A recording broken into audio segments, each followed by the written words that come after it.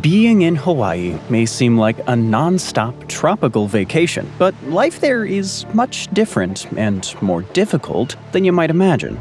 Did you know Hawaii actually has the highest housing prices in the country, with a median home price of $834,000? Yeah, more than California. Or that 8 out of every 1,000 residents are homeless. Yes, also more than California. Or that it's the worst state to drive in. We bet you didn't imagine honking in nonstop traffic for an hour to get to the beach. We're gonna go beneath the surface and discover why living in Hawaii may not be the tropical dream you think it is on today's episode of Map Pack, the truth about living in Hawaii no one talks about. Welcome to Hawaii, the Aloha State. It's warm all year round. There's sunshine, beautiful beaches, and a laid-back pace of life. Honestly, sounds like a little slice of heaven.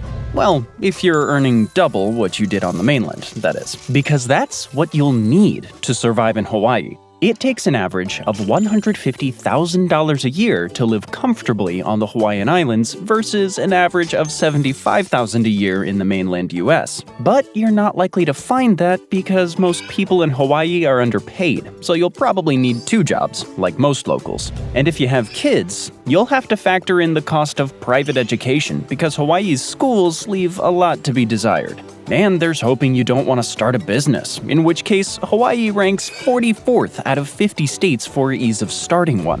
Then, if island fever doesn't get to you, there's the rising tension between locals and malihini, people from outside Hawaii that moved there permanently, the rising cost of housing, and the homelessness crisis. So why does Hawaii have so many problems? Let's find out. Let's start with one of the most basic facts about the state that contributes to many of its problems, including island fever. Hawaii is small. It has a land area of just over 6,400 square miles, or around 16,500 square kilometers, which ranks it 47th among U.S. states, ahead of only the tiny states of Connecticut, Delaware, and Rhode Island. The difference being that if you're in Connecticut or Delaware or Rhode Island, you can drive into the neighboring state if you feel like seeing or doing something new. If you're in Hawaii, getting to the closest states, California and Alaska, requires plane tickets and a 6-hour flight. Not to mention, if you're living in Hawaii, you don't have access to all of that land area at once. Hawaii has 8 main islands, 7 of which are inhabited, and only 6 of which are open to tourists and locals. 2/3 of Hawaiian residents live in Oahu, which has a total landmass of 597 square miles, or about 1,500 square kilometers. That's half the area of Yosemite National Park. Now imagine that your whole life, school, work, places to go, things to do, sights to see, is confined to half of one national park. Sure, there's a lot of beautiful things there, but after a while, it starts to feel like, well, you've seen them all. That's where island fever sets in. Wellness Counseling Center in Hawaii describes it as such. Island fever, or rock fever, is a term used to describe the feeling of restlessness, isolation, and boredom experienced by individuals living on islands. It's an actual psychological phenomenon that can cause distress and negatively impact one's mental health. And it's not just therapists noticing an issue. Even malihini who love the state feel this fever occasionally. One woman, known as the Honest Local, who moved to Hawaii over 10 years ago, writes about her experiences. She said visiting Hawaii for vacation is one thing, but if you move to Hawaii, then you'll quickly learn just how small the islands actually are.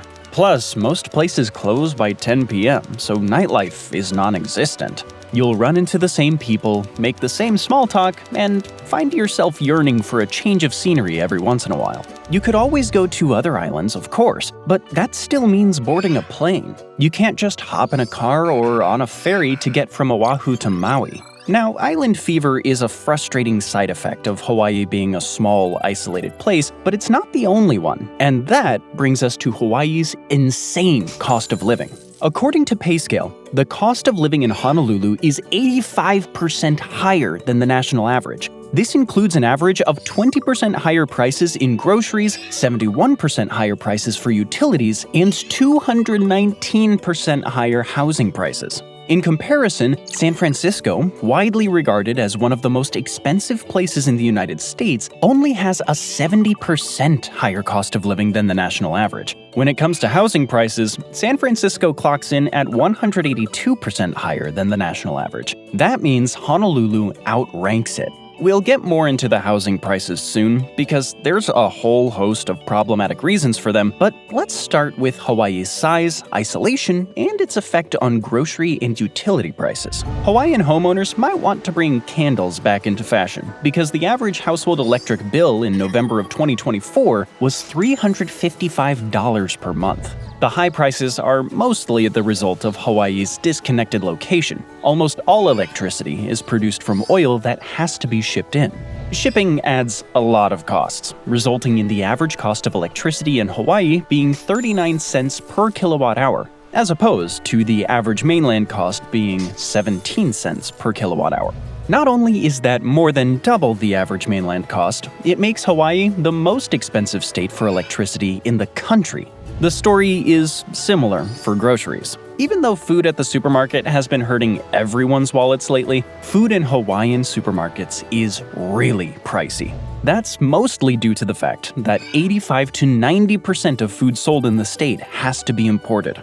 Since Hawaii has a tropical climate, you can't grow just anything there, including a lot of what Americans consider staples. So while you can get a good deal on locally produced crops that thrive in the island weather, like macadamia nuts, mangoes, and avocados, everything else is coming in via cargo ship. To add to the problem of food costs, it turns out a lot of food doesn't fare well on a 2,500-mile journey across the Pacific in oppressive humidity.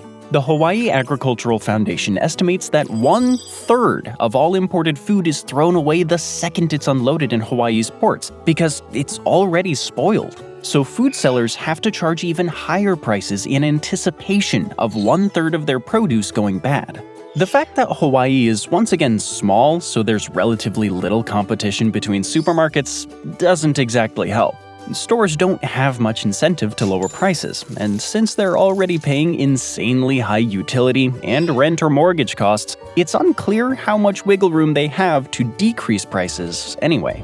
Which brings us to what in the world is happening with Hawaii's out-of-control real estate prices. The Missouri Economic Research and Information Center conducted a study on home prices across the U.S. and found that in 2024, the shockingly high-priced housing market of California had a median home price of around $728,000. In comparison, the median home price in Hawaii was $834,000, making it the most expensive state in the U.S. to buy a home. You could partly chalk this up to Hawaii's size. Space is limited, and much of it, 48% to be exact, is protected land. But there's a lot more to the story. A lot of people want to live in Hawaii, especially rich people. So many foreign buyers with massive funds snap up homes and land in Hawaii that it's officially become an international real estate market. In fact, locals, also known as kama'aina, are getting priced out of the state they were born in. In June of 2023, the Hawaii Housing Factbook found that out-of-state buyers make up a large share of home sales in Hawaii, accounting for over half of condominium sales on the neighbor islands.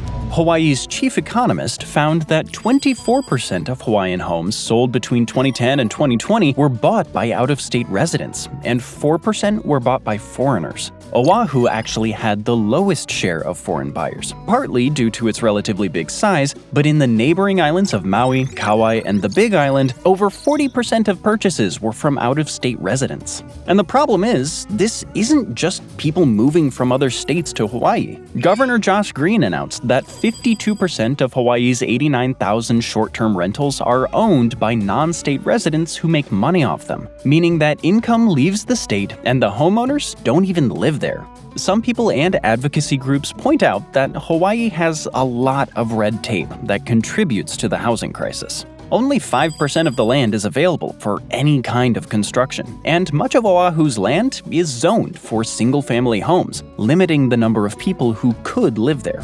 But others say that every time Hawaii allows more housing to be built, international demand grows even faster. And most of the time, international buyers don't even care about the home itself. They just want the land and often tear down the homes on them to build up their own, much higher cost homes, bringing up property values for everyone else. Honolulu's Civil Beat says, quote, outside buyers and investors have driven our housing prices up $700,000 to $800,000 above what the market would be based on local wages. Local buyers have no chance. While that may sound great for current Hawaiian homeowners if they ever want to sell, it's bad news for people who want to move out of their family's house and buy their first home. Granted, that's something most young people in the US struggle with anyway, but in Hawaii, you're more likely to find a unicorn than an affordable starter home. And for local homeowners who don't want to sell, it's terrible news all around, because their property taxes increase year after year, and many people don't have the money to pay it. Why? Because Hawaiian locals are generally underpaid. And locals of Native Hawaiian ancestry, or Kanaka, they get the worst deal of all. As of Q2 in 2024, Hawaii ranked 24th among states in average annual income, clocking in at around $69,600. This actually placed Hawaii below the national average income, which was $73,219. That's right, most US states rank below the national average. And while other places, like Oklahoma or Idaho, have even lower salaries than Hawaii, they also have much lower costs of living, while Hawaii has the highest in the country. That means locals are barely keeping their head above water with their wages. Forbes found that Hawaiians spend an average of $55,500 in annual expenses, leaving them the lowest disposable income of any state's population, around $9,500 a year. This makes many local households ALICE households. ALICE stands for Asset Limited, Income Constrained, Employed. It means people that earn more than the federal poverty level but still can't afford basics in their area. So, most people under age 30.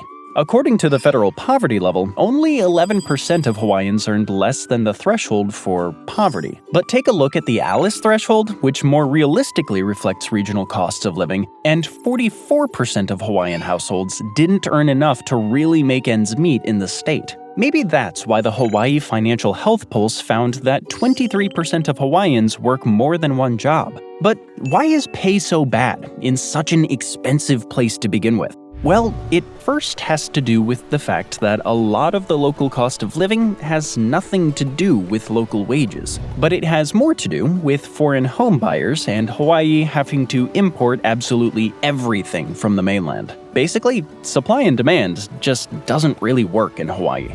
But it also has a lot to do with the island's main industry, tourism. Because here's the problem. While your Mai Tai and your 4-star resort room may indeed be very expensive, that money doesn't translate to workers because tourism just doesn't pay well. Many of the jobs are entry-level service jobs that don't leave much room for growth, at least not for the majority of people engaged in them. Florida State University published a study in the Tourism Management Journal revealing that not only are tourism industry workers low paid, they actually have the lowest weekly earnings of any labor segment. The study covered wage data in the US between 2006 and 2018, looking at over a dozen industries. Tarek Dogrum, assistant professor at the School of Hospitality, said that while the average weekly wage across all industries was $710, this was the 2010s when that still meant something, the average weekly wage in leisure and hospitality was $311. That's less than half the overall wage. Not only that, but hospitality wages don't seem to keep up with general inflation and wage increases. Dogru saw that for every $1 wage increase in the economy, wages in leisure and hospitality only went up by 81 cents. That's part of the reason many people who work in leisure and hospitality in other states view their jobs as temporary, or perhaps starter jobs to do when they're young. But in Hawaii, where the economy is so dependent on tourism to survive, there frequently aren't many other great jobs people can transfer to instead. Hawaii's Department of Business, Economic Development, and Tourism found that if direct, indirect, and induced impacts of the industry were included, tourism contributed 23.6% of the state's total economy. On tourism-heavy islands like Maui, the industry is even more important. tourism contributes to 37.8% of Maui's economy. And the same department studied tourism wages in their state and found that what was true in the rest of the US was also true here. One group, Native Hawaiians, were getting the short end of the stick. The average wage in tourism between 2017 and 2021 was $44,000 per year, tens of thousands below the average general salary in Hawaii. But Native Hawaiians got even less than that, with the average tourism industry worker making nearly $39,000, or 12% less than the average tourism wage. The state clearly relies on tourism and has many job opportunities in the industry, but it's also clear that tourism doesn't give locals many opportunities to work their way up to a wage on which they can survive. Not to mention that Hawaii's taxation system is absolutely horrible for low-wage earners.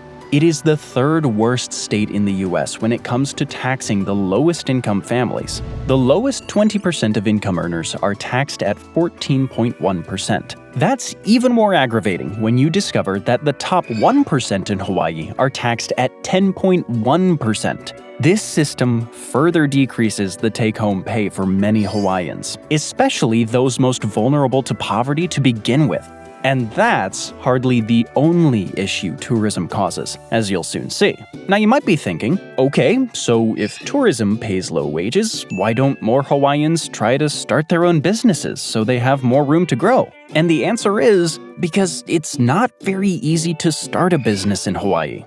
Wallet Hub ranked Hawaii 44th out of 50 states when it comes to starting a business. Starting one costs a fair amount, and the market and potential customer base is 1.44 million people in total, thanks to the geography and relatively small population of the islands. That means that people in Hawaii have more trouble starting businesses that could increase their income. If entrepreneurship is off limits for most, perhaps pursuing a great education is the solution to getting a higher paying job. But Hawaii is ranked well below average in public education, 37th out of 50 states to be exact. According to a local news outlet that reported on Hawaii's educational issues, the state has not made investments in virtual learning and digital education to the same extent as other US states. It also has a general lack of innovative education methods or alternative teaching like Montessori schools. Perhaps that's why a very high number of people in Hawaii send their kids to private school. In fact, Hawaii and Washington, D.C. have the highest percentage of private attendance in the country,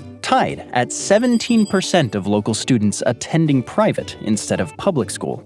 Considering the average private school tuition in the state costs approximately $14,800 per year as of 2025, this is a financial burden on Hawaiian families. And it is yet another hurdle to creating opportunities for families of different socioeconomic classes. But at least everyone gets to enjoy the island's natural beauty, right? Hawaii being such an attractive destination makes local life insufferable during the high tourist season, which usually lasts from December to April. Local people plan their life and errands around peak times of day to avoid the lines and traffic caused by over 10 million annual visitors to the island. And the islands are so small that it's almost impossible to avoid tourists altogether. Your route to work, school, the bank, the supermarket, or back home is probably going to cross some main thoroughfare populated with tourists. In fact, another Wallet Hub study found that Hawaii was the worst state to drive in out of all 50 states. Sorry to the New Yorkers and Angelinos that thought they had won this title. This may come as a surprise to those who haven't lived there. But it makes sense if you think about the fact that there are relatively few miles of road owing to the small size of the islands. There's also little public transportation outside of a few public buses that are mostly slow and challenging to use, especially outside of Oahu. That means that in addition to all the tourist rentals taking up the roads, almost every Hawaiian household owns at least one car, if not more, for multiple family members so everyone can get to work, classes, etc.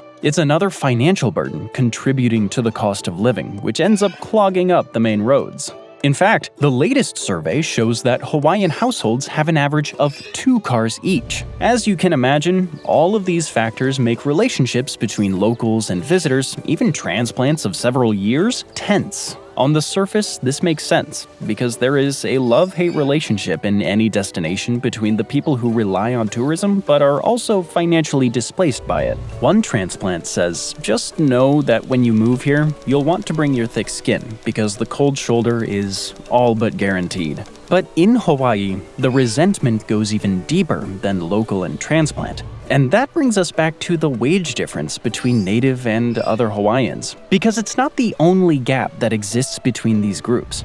The Native Hawaiian population has been, and in some ways continues to be, treated as though they're the people who least deserve a good life in their native lands. You could pinpoint the start of the problem all the way back to 1778, when white Europeans, referred to as haole, sailing under Captain James Cook, first made contact with indigenous Hawaiians. That contact immediately spread so many diseases that the local population was nearly wiped out, reduced from 800,000 to 39,000. Despite that horrific start, Hawaii continued to be recognized as an independent kingdom by other powers for a while. But throughout the 19th century, 5 U.S. sugar companies gradually took over the Hawaiian economy, creating resentment among locals.